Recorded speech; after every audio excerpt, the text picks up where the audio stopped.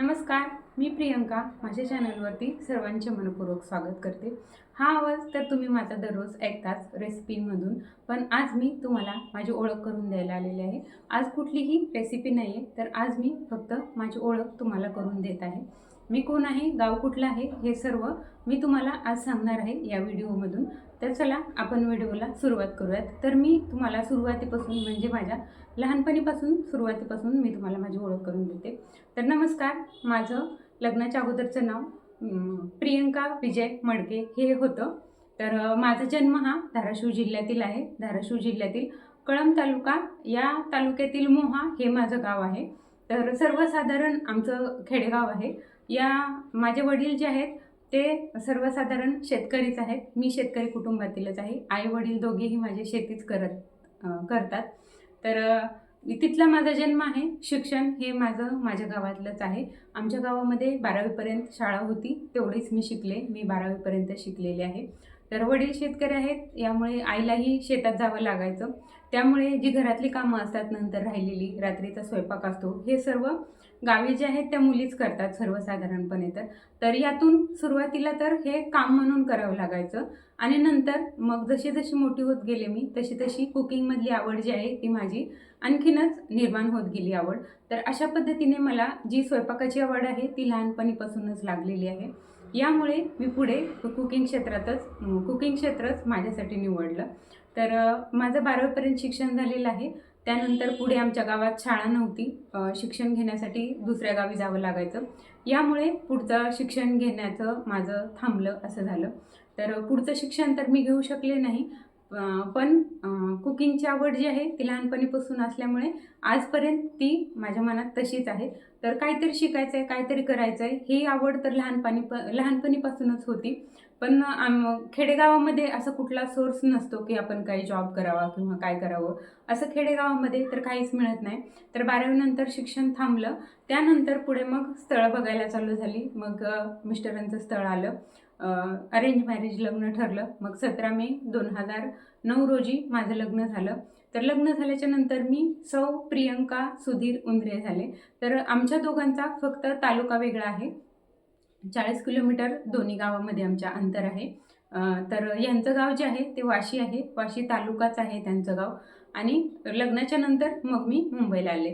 तर माझे सासरे जे आहेत ते अगोदरपासून मुंबईमध्येच राहायचे. त्यामुळे यांची फॅमिली जी आहे पूर्ण ती मुंबईमध्येच राहते. तर आमच्या फॅमिलीमध्ये माझे सासू सासरे, नणंद, दीर, माझे मिस्टर आणि मी आम्ही एवढे जण होतो. म्हणून लग्न झाल्याच्या नंतर मी मुंबईला आले.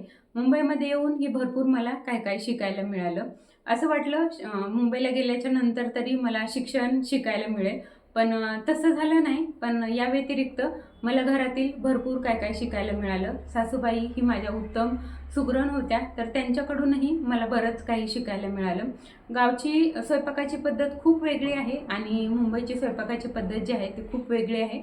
त्यामुळे इथले पदार्थही मला नवीन नवीन आणखीन शिकायला मिळाले. असं झालं.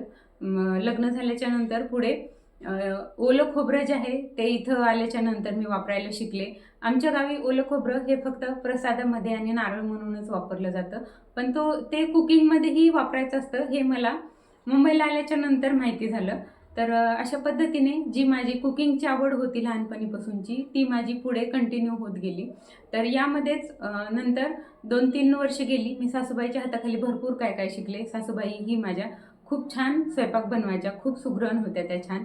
तर त्यानंतर 3 वर्षानंतर मुलगी झाली.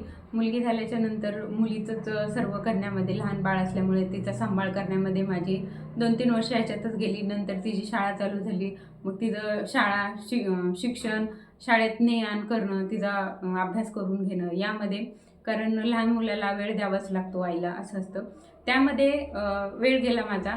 नंतर मग तरी पण मी काय करू नाही शकले, असं झालं. यानंतर माझी मुलगी मोठी झाली. म्हणजे ती 1ली-2रीला जायला लागली. मग त्यानंतर मुलाचं काम जे असतं ते थोडं कमी होतं. पण अशामध्येच माझी मुलगी 2रीला असते वेळेला माझ्या सासूबाई ऑफ झाल्यानंतर त्यांना संधिवात होती. मग त्यांचा आजार जो आहे तो जास्त वाढत गेला, त्यामुळे त्यांना खूप त्रास होत होता. नंतर त्या ऑफ झाल्या. त्या ऑफ झाल्याच्या नंतर पूर्ण घराची जिम्मेदारी जी होती ती माझ्यावरतीच आली, असं झालं.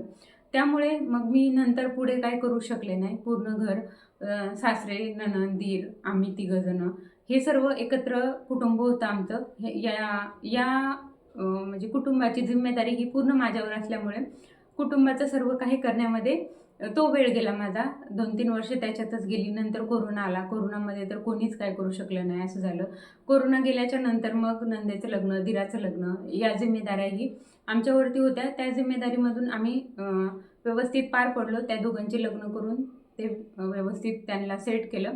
नंतर मग मी ठरवलं, आता माझी मुलगी मोठी झालेली आहे. मग मी ठरवलं स्वतःला वेळ द्यायचा. म्हणून मग मी निर्णय घेतला की कुकिंग चॅनल काढायचं आपलं स्वतःचं म्हणून. मग अशातूनच माझं हे कुकिंग चॅनल जे आहे ते निर्माण झालं.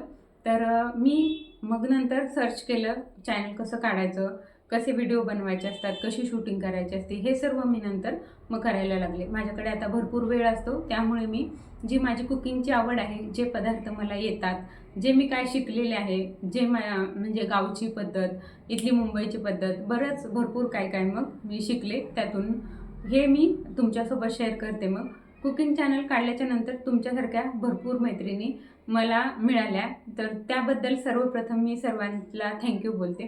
तुमच्यासारख्या खूप छान मैत्रिणी मला या चॅनलमधून मिळाल्या.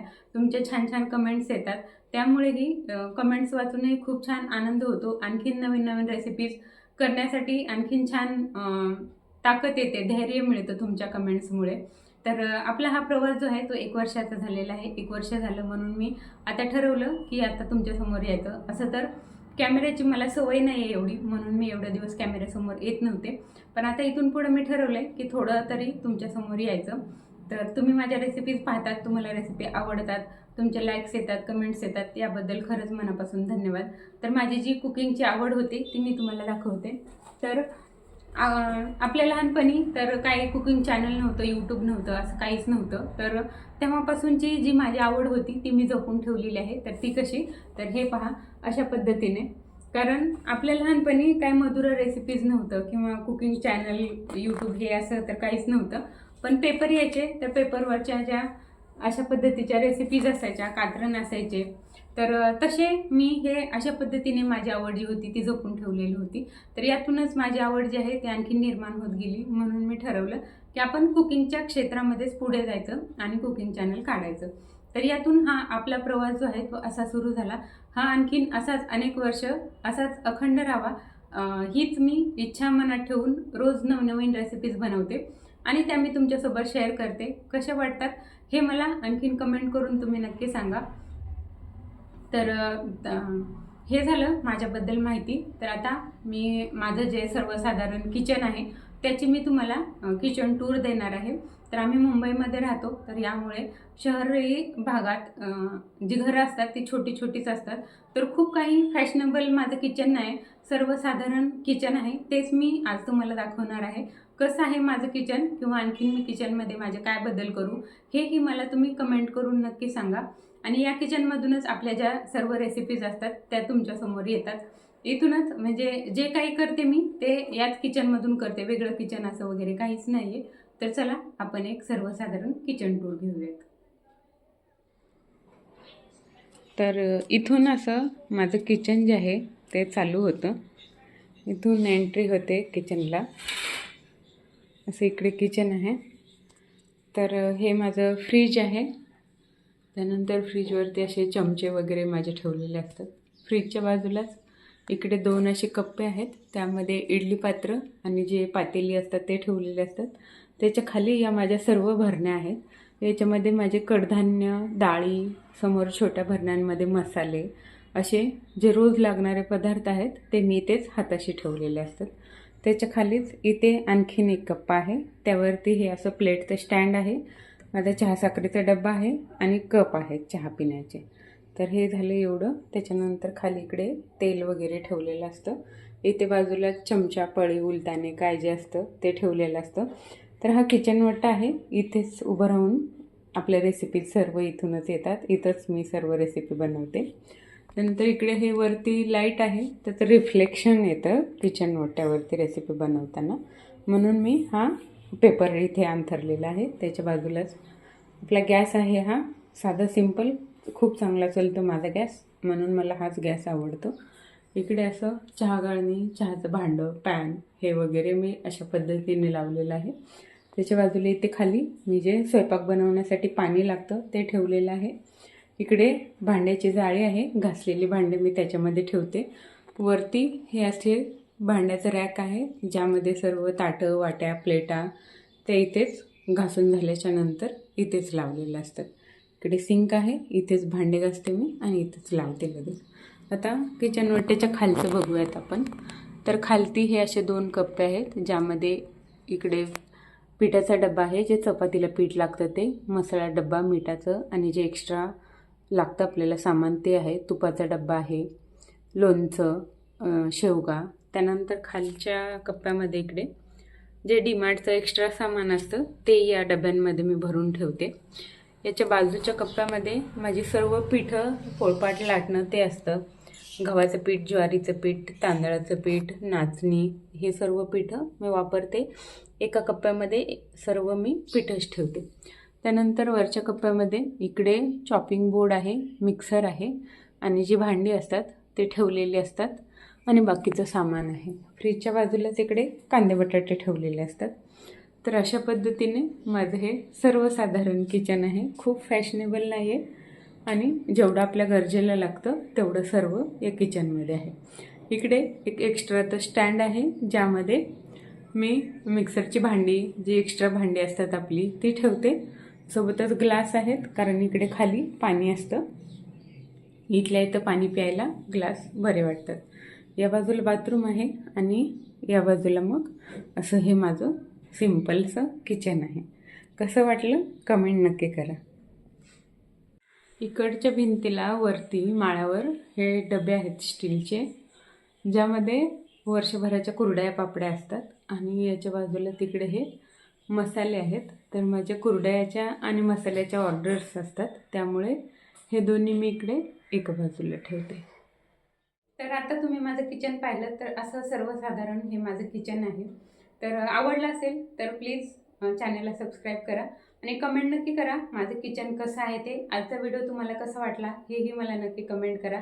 आणि तुम्ही जर धाराशिव, लातूर, बीड अशा भागातून जर माझा व्हिडिओ पाहत असाल तर लगेच चॅनलला सबस्क्राईब करा, कारण मीही तुमच्याच भागातली आहे. मीही सर्वसाधारण कुटुंबातलीच आहे आणि मीही तुमच्यासारखीच एक गृहिणी आहे. गृहिणी असून मग मी माझी अशा पद्धतीने आवड जपते आहे आणि यापुढेही आपले छान छान असे व्हिडिओ येत राहतील, हे मी तुम्हाला गॅरंटी देते. तुम्हाला आणखीन काय पाहायचं आहे आपल्या चॅनलवरती हे मला कमेंट नक्की करा आणि व्हिडिओ रेसिपीज कशा वाटतात हेही मला नक्की कमेंट करा.